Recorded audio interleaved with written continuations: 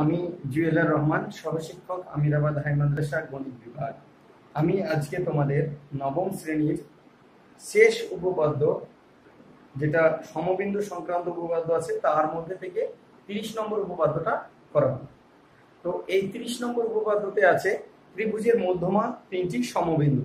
তাহলে আমাদেরকে এখানে জানতে হবে যে মধ্যমা কি এবং সমবিন্দুগুলো সেগুলো জানো। ত্রিভুজের মধ্যমা, ধরো যে এটা সাপোজ এটা ত্রিভুজ। তোমরা যে তিনটে উপপাদ্য এর আগে শিখেছো তার মধ্যে একটা হলো কোণের অন্তর সমদ্বিখণ্ডক শিখেছো, এইরকম কোণের অন্তর সমদ্বিখণ্ডক তিনটি সমবিন্দু। তারপরে শিখেছো কি ত্রিভুজের বাহুগুলোর লম্ব সমদ্বিখণ্ডক, প্রথম এটাই ছিল, সেগুলো সমবিন্দু। আর 3 নম্বর আর একটা শিখেছো, সেটা হলো যে যে কোনো শীর্ষবিন্দু থেকে বিপরীত বাহুর উপর লম্ব, এর থেকে এর উপর লম্ব, এখান থেকে এর উপর লম্ব, তিনটে হচ্ছে কি সমবিন্দু হয়।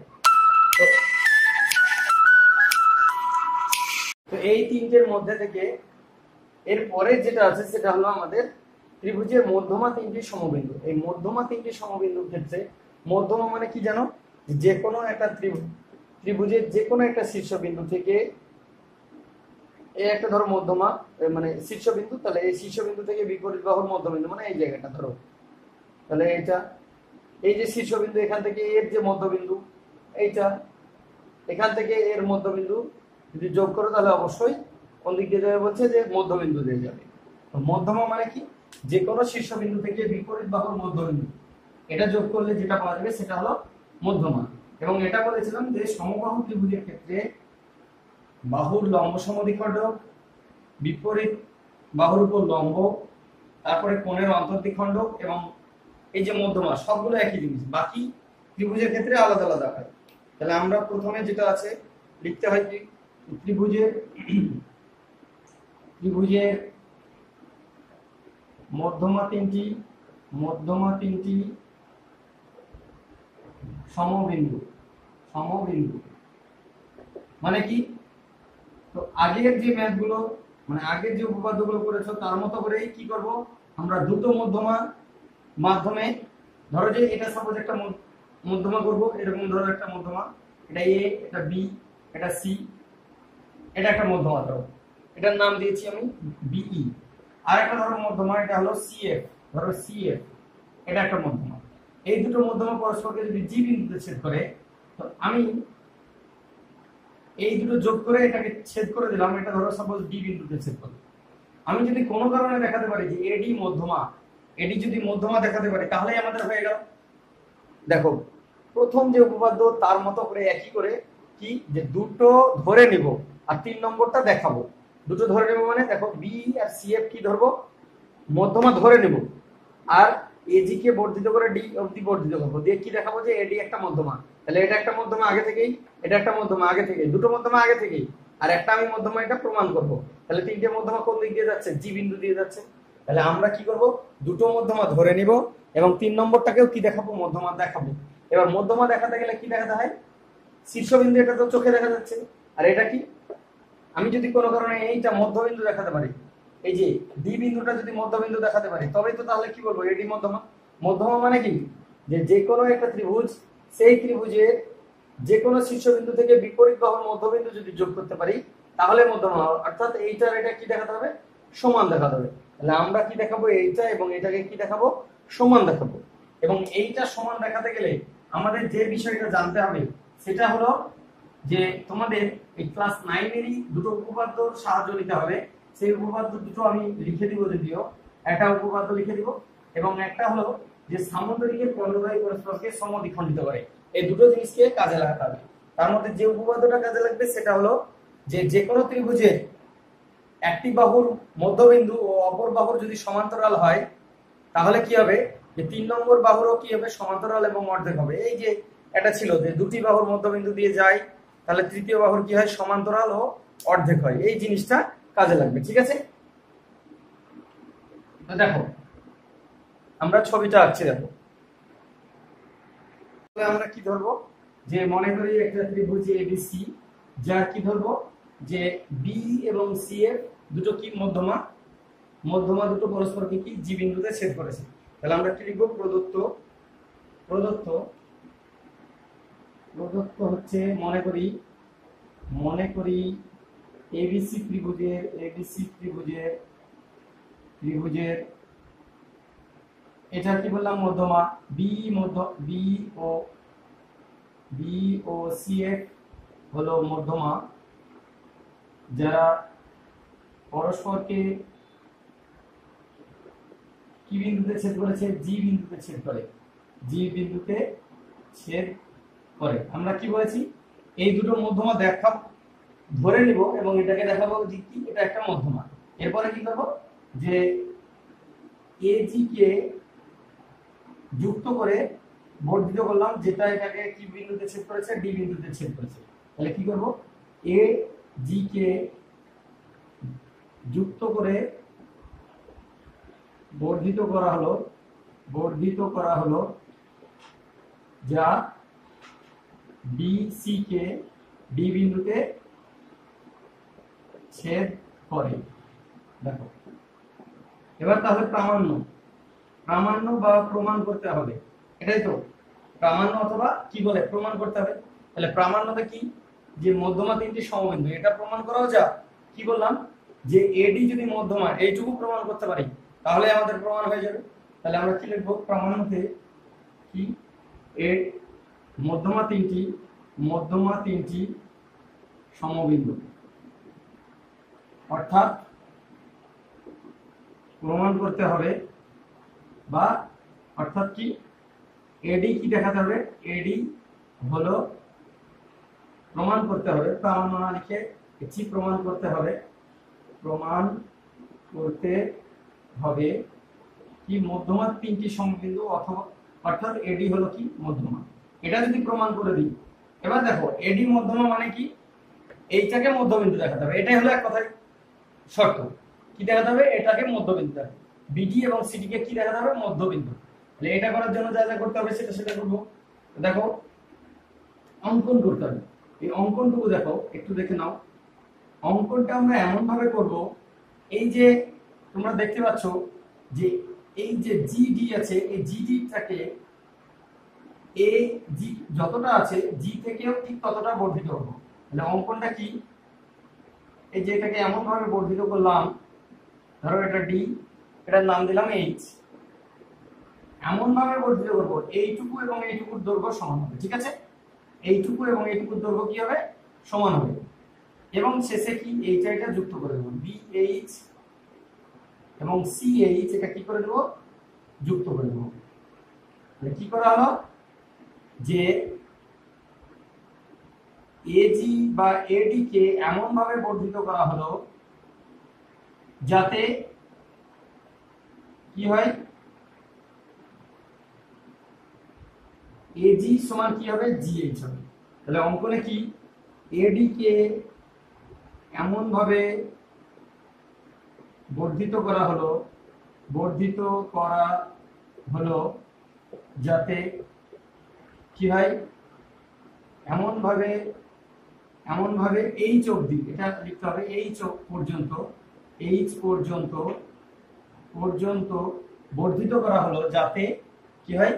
এজি এবং এই জিএইচ এইটুকু কি হবে? সমান হবে, যাতে এজি সমান কি হবে? জিএইচ। তারপরে কি করা হলো?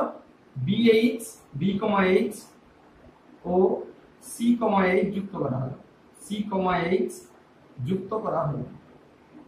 তোমরা অবশ্যই বইয়ে দেখে নিবে যে কি আছে, ঠিক আছে? তাহলে আমরা কি করা হলো, এই এতক্ষণ অবধি দেখো, এতক্ষণ অবধি আমরা কি তাহলে ত্রিভুজের তিনটি সমবিন্দু, মধ্যমা তিনটি, তারপরে কি দুটো মধ্যমা ধরে নিলাম, একটা হলো বি, একটা সিএফ, যারা পরস্পরকে জি বিন্দুতে ছেদ করেছে। এই জি কে যুক্ত করে ডি অবধি বর্ধিত করলাম বা ছেদ করলো ডি কে দিয়ে। আমাদেরকে যদি দেখাতে পারি যে এডিও একটা মধ্যমা, তাহলে আমরা কি তিনটে মধ্যমা হয়ে গেল। তিনটে মধ্যমা কোন দিক দিয়ে গেছে? জি বিন্দু, তাহলে প্রমাণ হয়ে যাবে। এবার যদি আমি তা না, এটা প্রমাণ করার জন্য আমরা কি করবো? অঙ্কন করতে হবে। এই অঙ্কন করার জন্য কি করতে হচ্ছে, যে এমন ভাবে এই এডি কে বর্ধিত করলাম এইচ অবধি যাতে এজি এবং এইচ কি হবে? সমান হবে, ঠিক আছে?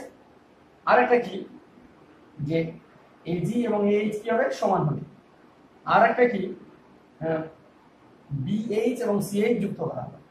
এবার এই যে প্রমাণের ক্ষেত্রে যাব। তো প্রমাণের ক্ষেত্রে আমরা যে একটা উপপাদ্য শিখেছি, তোমাদের ফার্স্ট টার্মে উপপাদ্যটা ছিল যে যে কোনো ত্রিভুজের দুটি বাহুর মধ্যবিন্দু দিয়ে অঙ্কিত সরলরেখা তৃতীয় বাহুর কি হয়, সমান্তরাল এবং অর্ধেক হয়। তো সমান্তরালটাই দরকার, আমাদের অর্ধেকটা দরকার নাই। ঠিক আছে, তো কেমন উপপাদ্যটা শিখেছিলে একটু দেখাচ্ছি। দেখো এইরকম উপপাদ্যটা ছিল প্রথমে। উপপাদ্যটা কেমন ছিল একটু দেখো। এইরকম যদি একটা ত্রিভুজ হয়, তো প্রথম দুটো বাহুর মানে ধরো এই বাহু এবং এই বাহুর মধ্যবিন্দু দিয়ে যদি কোনো সরলরেখা যায়, তাহলে অবশ্যই সেটা তৃতীয় বাহু অর্থাৎ এই বাহুর কি হবে, সমান্তরাল হবে, এবং সঙ্গে এটা কি হবে, অর্ধেক হবে। ঠিক আছে, এই জিনিসটা এখানে ঘটেছে। দেখো কিভাবে আমরা যদি দুটো এখানে ত্রিভুজ অঙ্কন হয়েছে, এই অনেকগুলো ত্রিভুজ, তার মধ্যে আমরা এই দুটো ত্রিভুজ নিয়ে আলোচনা করব। দেখো এ বি এইচ, এই যে ত্রিভুজটা, এই ত্রিভুজটা নিয়ে আলোচনা করব। আর একবার এ সি এইচ, এই ত্রিভুজ, তাহলে এ বি এইচ ত্রিভুজ এ বি এইচ প্রমাণের ক্ষেত্রে ত্রিভুজ এ বি এইচ এর দেখো 1 নম্বর, যদিও এটা উপপাদ্য না মানে সর্বসম না, তাই 1 নম্বর না লিখলে হবে।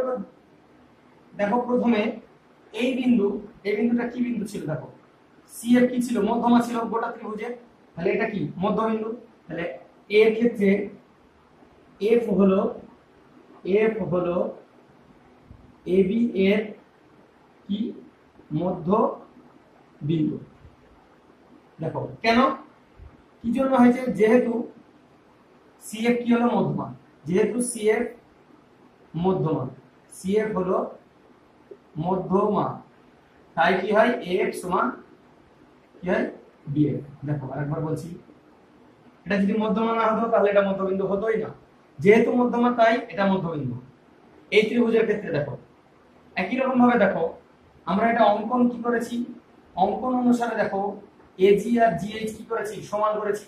তাহলে এজি আর জিএইচ যদি সমান হয়, তাহলে জি বিন্দুটা এইচ বাহুরও কি মধ্যবিন্দু। আবার জি হলো এইচ এর মধ্যবিন্দু কি অনুসারে, যেহেতু এজি সমান কি জিএইচ, এটা কি অনুযায়ী, অঙ্কনানুসারে। দেখো তাহলে কটা বাহুর মধ্যবিন্দু হলো, দুটো বাহু। আমরা গোটা ত্রিভুজটা নিয়ে আর আলোচনা করব না। দেখো এই ত্রিভুজটা নিয়ে যদি আলোচনা করি, দেখো এ বি এইচ এরকম আছে, এ এটা, বি এটা, এইচ এটা। এই বাহুর মধ্যবিন্দু এটা এফ, আর এই বাহুর মধ্যবিন্দু জি। তাহলে এই যে এফ জি, এই এফ জিটা এটার কি হওয়ার কথা, সমান্তরাল হওয়ার কথা। এটা তো শিখেছি, তোমাদেরকে বললাম যে কি, যে দুটো বাহুর মধ্যবিন্দু দিয়ে অঙ্কিত তৃতীয় বাহুর কি হবে, সমান্তরাল এবং অর্ধেক। যদিও অর্ধেকটা আমাদের দরকার নাই, তাহলে আমরা কি লিখব, যে এবি ও এইচ এর মধ্য বিন্দু দিয়ে অঙ্কিত সরল রেখা নাম কি, জিএফ বা এফজি লিখি। এফজি হলো বিএইচ এর সমান্তরাল। পাশে ওই উপপাদ্যটা লিখে দিতে পারো, কি উপপাদ্যটা, যে ত্রিভুজের দুটি বাহুর মধ্যবিন্দু দিয়ে অঙ্কিত সরলরেখা তৃতীয় বাহুর কি হয়, সমান্তরাল হয়। এই কথাটা লিখে দিতে পারো। ঠিক আছে, তাহলে আমরা কি দেখতে পেলাম, এফজি সমান্তরাল কি বিএইচ, এফজি সমান্তরাল কি হলো বিএইচ। এটা হলো, দেখো এটা একটা ধরো সরলরেখা এ এফ, এটা ধরো এটা জি, আর এটা ধরো সি, আর এটা ধরো আমাদের বিএইচ। এইটার সাথে যদি এইটা সমান্তরাল হয়, এইটুকুর সাথে এইটুকু যদি সমান্তরাল হয়, এটার সাথে এটা সমান্তরাল হবে না? দেখো এটা বাদ দিয়ে যদি দিই, তবুও এটার সাথে এটা কি হবে, সমান্তরাল হবে।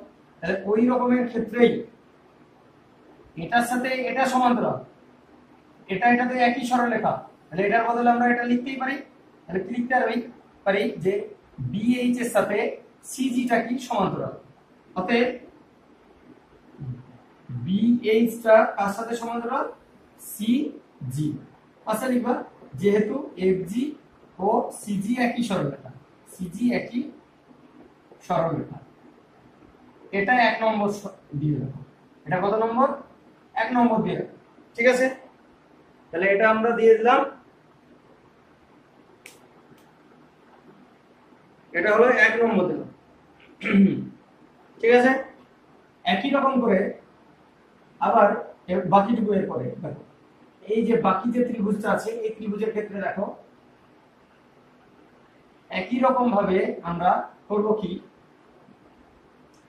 একই রকম ভাবে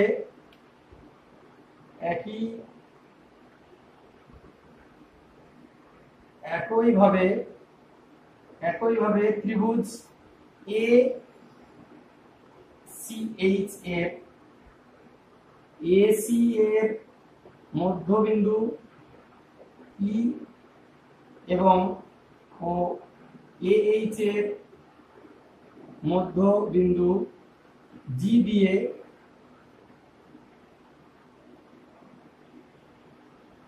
সরলরেখা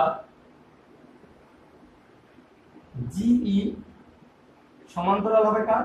সিএইচ এর। দেখো আরেকবার বলছি, এই ত্রিভুজটা যেমন এটার সাথে এটা সমান্তরাল হলো, তাহলে এই ত্রিভুজটা নিয়ে যদি আলোচনা করতাম আমরা, এই যে এটা সি, এটা এইচ, এটা হলো কি এ, এটা হলো ই, এটা হলো জি, ই আর জি এই যে মধ্যবিন্দু, এটা মধ্যবিন্দু, এটা মধ্যবিন্দু, তাহলে এটা এটা কি হবে? সমান্তরাল হবে। তো সেটাই লিখেছি, জি বা ইজি, ইজি লিখে দাও, ইজি আর সমান্তরাল সিএইচ এর সমান্তরাল।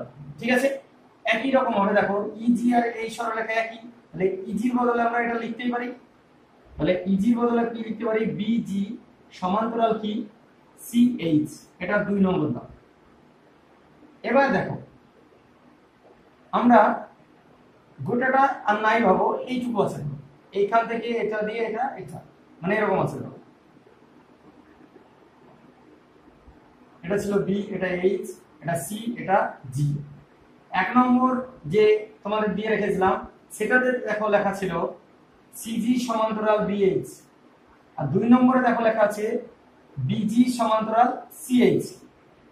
দেখো ভালো করে, সিজি সমান্তরাল বিএইচ লেখা ছিল 1 এ, আর 2 এ কি পেয়েছি? বিজি সমান্তরাল সিএইচ। তাহলে এই যে চতুর্ভুজ, এই চতুর্ভুজের কয় জোড়া বিপরীত বাহু সমান্তরাল হলো?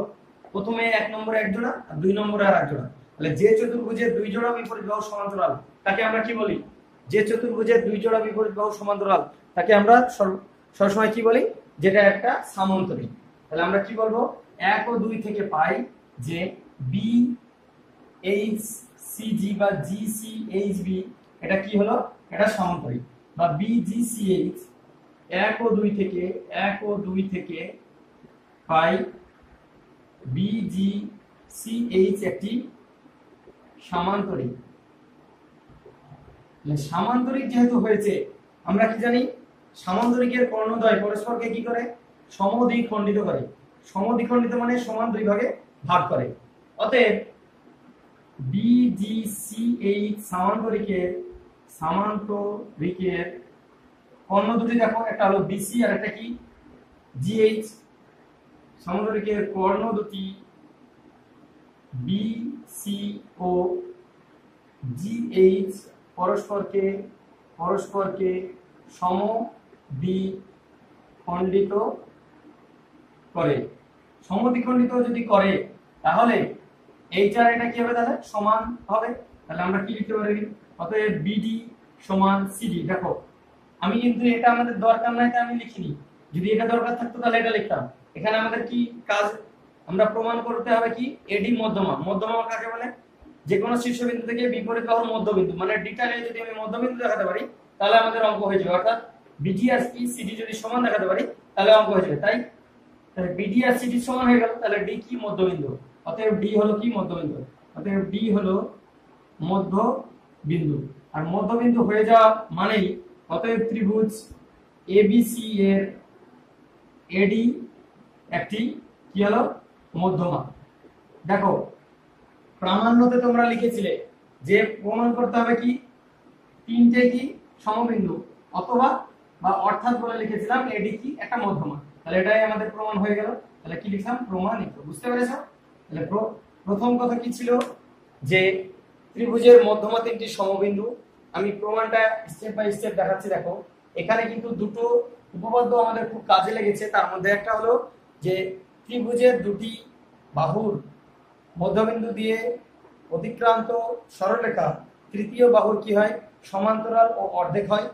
সমান্তরালটা কাজে লেগেছে। আর একটা উপপাদ্য কাজে লেগেছে যে যে কোনো সমান্তরিকের কর্ণদ্বয় পরস্পরকে কি করে, সমদ্বিখণ্ডিত করে। এই দুটো উপপাদ্য খুবই কাজে লেগেছে। তাহলে আমরা প্রথমে কি করেছি, বিই এবং সিএফ কে মধ্যমা ধরে নিয়েছি, এজি কে যুক্ত করে ডি অবধি বর্ধিত করেছি, মানে ডি তে ছেদ করেছি। আমরা যদি কোনো কারণে দেখাতে পারি এডি মধ্যমা, তাহলে আমাদের প্রমাণ হয়ে গেল।